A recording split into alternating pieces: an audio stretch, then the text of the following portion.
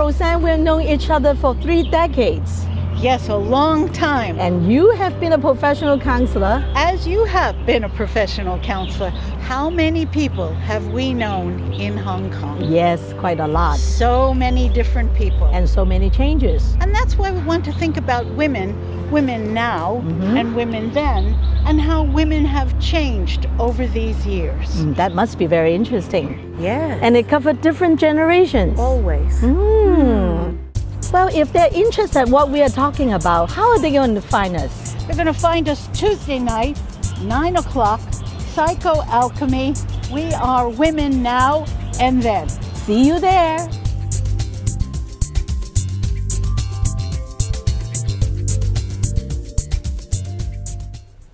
Hello, everyone. Welcome back.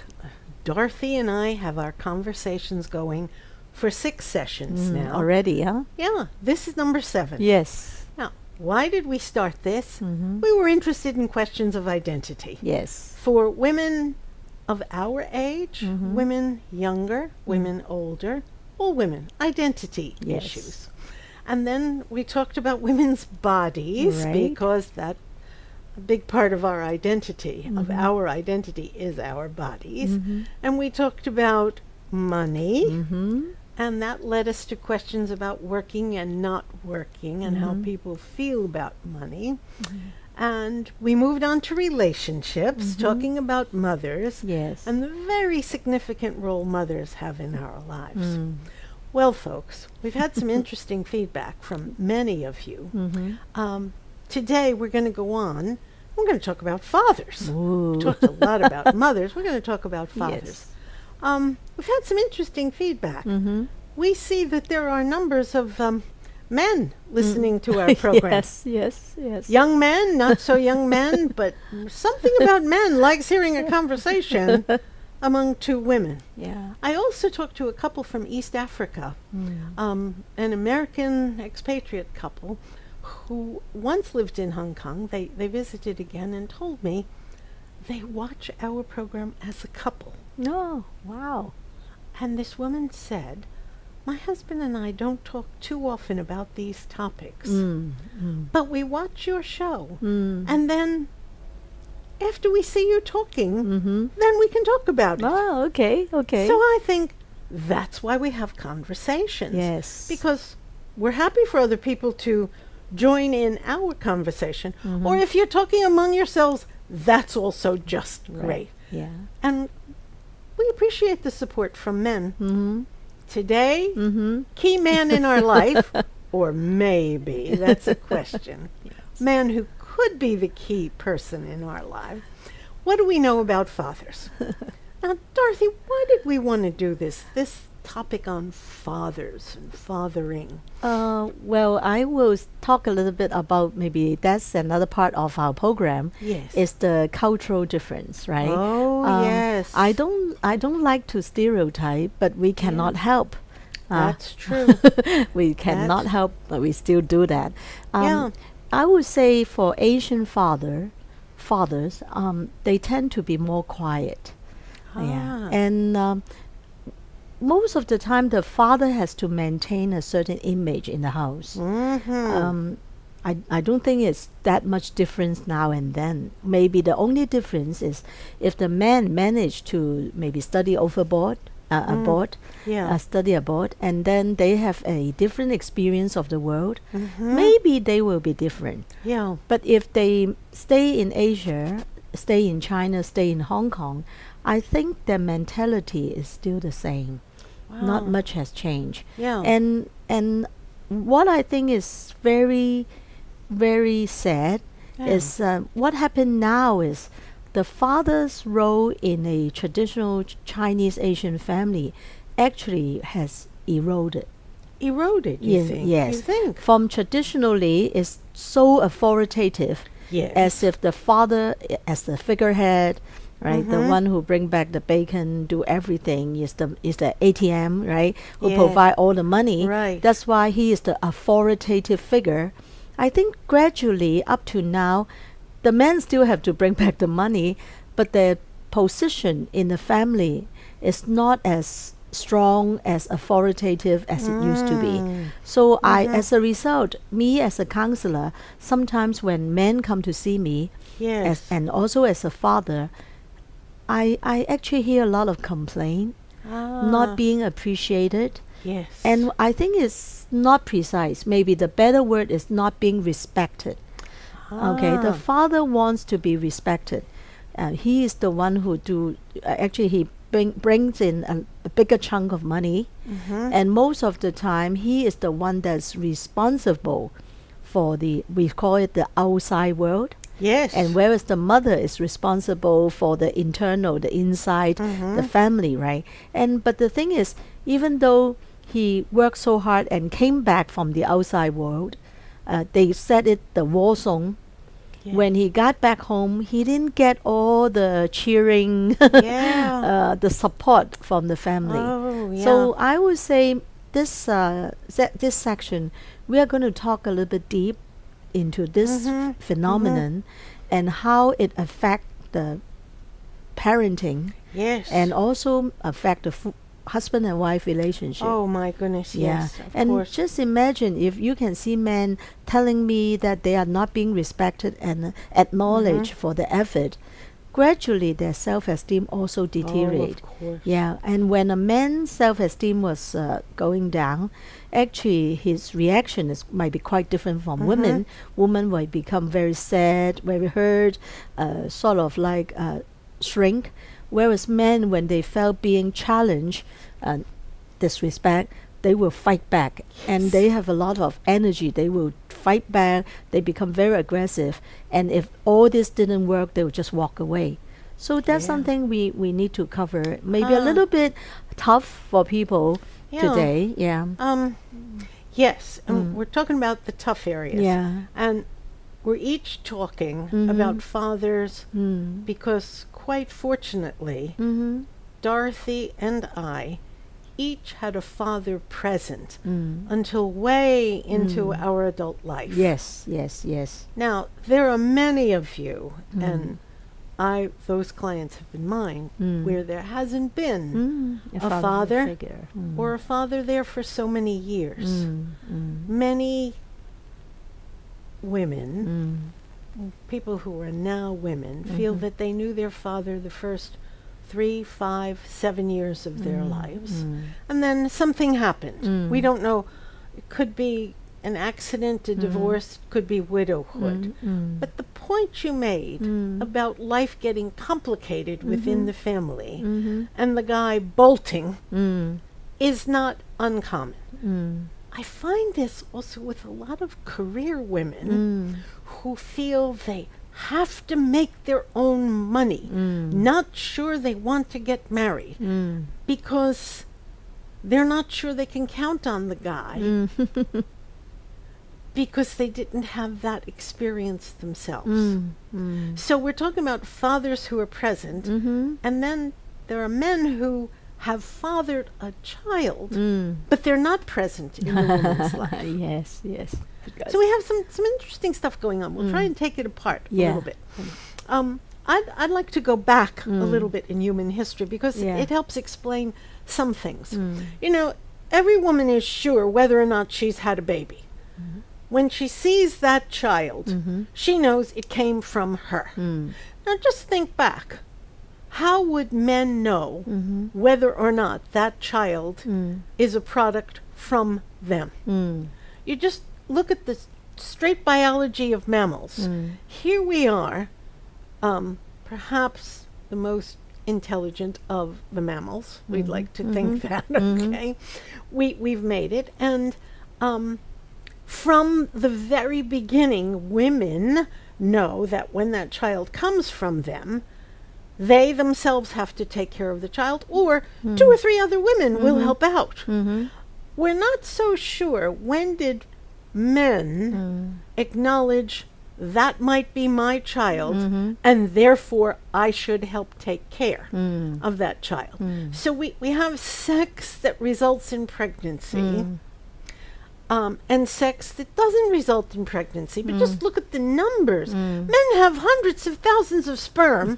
Women have only 50,000 eggs. So the egg that produces, that grows into a child is very precious. And it changes the woman's body. So if she's had this 9 months of pregnancy, and then all of the hormones tell her, take care of the child, take care of the child, take care of the child. Now, you remember Dorothy said in the house and outside the house. Because this, too, is one of our human traditions. That the small children are inside the house. As they got older, they might be able to help with the hunter-gathering. They might be able to help with the farming. They might be able to help with some gardening. Something inside, outside. If it was inside the house, it has to do with the care of young children, the care of the home, preparation of food. Very, very traditional women's activities. Men, no matter what kinds of jobs they have, most men go outside the house to work. When they're outside the house, they know the bus lines. They see how people are treated on the streets. They see what the new shops are. So no matter where they're going, they bring back information into the household about the outside world. Traditionally, they want to be protective. I don't want my daughter to face those people on the streets. I know where my son should be shopping for his bicycle. They have knowledge of the outside world, which they can contribute to the family. So we're staying with traditional mothering, traditional fathering for a little bit.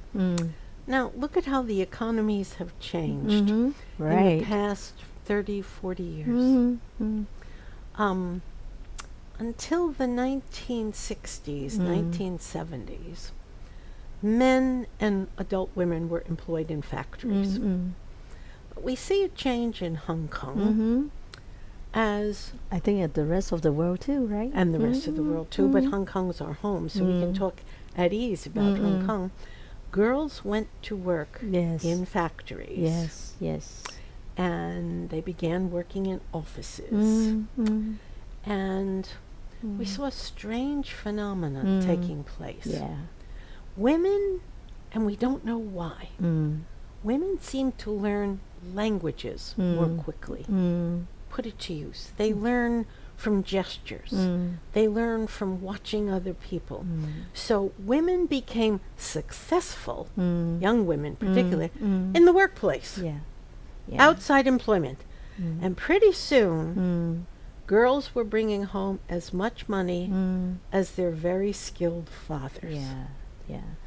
And this began to shake up families. I think the situation is even more dramatic because of Hong Kong is like a developing countries then, right? So a lot of industry are light industries. So light industry use a lot of manual labor. I think the four big industries in Hong Kong then was textile, garment, textiles, and toys, electronic products, and maybe some sort of electric appliances. And all these required skillful hands. Wigs, remember wigs, right? Artificial flowers. Very, very fine hands. So as a result, all these women, even though they're working in factories, they make a lot of money. I remember at that time, a factory lady can make as much money as their husband who work in a bank as a teller. Right, so you can actually even more, because they overtime. They work overtime. They have bonus, and they work in shift. And whenever there is a big deadline contract, right, they will just work 24 hours in order to meet the deadline, right? So you can see automatically in 70s and even early 80s, the woman, the mother, already makes so much money. They can hire Filipino maid or Indonesian maid. That once the family have someone to take care of, the mother can put in more time. So at that time, the father's position are gradually eroding. And also at that time, the father cannot complain that much because he, maybe for the first time in his life, he really see a difference if he is not the sole breadwinner. Oh, his yeah. his burden is not as big. Maybe this father's father, the grandfather, used to be the only person that need to make a lot of money in order to support a family of 10, right? Yes. So now his generation, he had his wife, he may have 3 kids, or his mother still living in the house, but now they have more money. And the Filipino maid, or maybe that support, will help out in the family. Actually, the whole livelihood has changed. The whole All right? livelihood. Yes. So the men are willing to surrender a little bit of his authority because the mother is bringing in the money. As a result, he actually had less burden on his shoulder, and the family become more lucrative, right? The more money, Yeah. right? So, well, we Chinese have a saying, when your family is really poor, low income, everything can be a disaster. If you live in not a very decent house, when typhoon comes to attack you, actually your roof is leaking water, and maybe the wall is leaking water, maybe your window cannot be closed. But once you have that extra money, you move to a better place, you Yes. change the window, you change the roof. So I would say that this is indeed a very positive progress. Yes. And for the beginning, I would be honest, actually the father would really appreciate a working wife and a working mother. But the sad reality is, as I can see, as Hong Kong changed from light industry to Yes. service industry. Yes. So as you mentioned before, women's ability to communicate with other, those collaboration, also the cooperation with other people is so easy, so natural. So gradually, if they're in the service industry, they become very successful in like holding up teams. And if they work in the business corporation, they become a pretty good manager. So gradually, the woman is no longer a factory worker. Actually, she might change to an insurance agent, or maybe work into a bank as a teller. And so it's from a blue collar, white collar competition to more like a same white collar competition. Wow. And you can imagine the father at that time will become a little bit uncomfortable. Oh, very because the nature of women's conversations, even if you don't know the woman very well, if you have a daughter who's 10 years old, she might have a daughter 11 years old, you start talking about kids that age. If you shop in one place, she shops in another, she will tell you that. So women's conversations often give a great deal of information without the woman asking. Now, what happens in men's conversations?